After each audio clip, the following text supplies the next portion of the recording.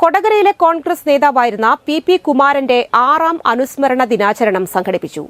കോൺഗ്രസ് മണ്ഡലം president VM. Antony അധ്യക്ഷനായി. Sadasivan Kuruvath, MK. Shine, Joy Chembakassery, E. Gireeshan, PK. Arun, PK. Anilkumar, Raphael Simon, Raju Kuruvath എന്നിവർ നേതൃത്വം നൽകി.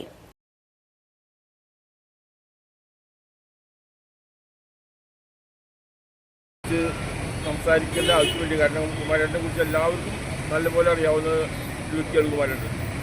കുമാരേട്ടൻ ഏത് സമയത്തും ടൗണിൽ എന്തൊരാവശ്യത്തിനും ആരെന്ത് കാര്യത്തിന് അന്വേഷിച്ചാലും കുമാരേട്ടൻ ആ സ്പോട്ടിലുണ്ടായിരിക്കും.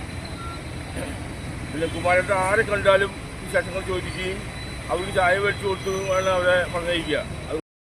ഇന്ത്യൻ നാഷണൽ കോൺഗ്രസിൻ്റെ കൊടകരയിലെ എക്കാലത്തെയും മികച്ച നേതാക്കന്മാരിൽ ഒരാൾ.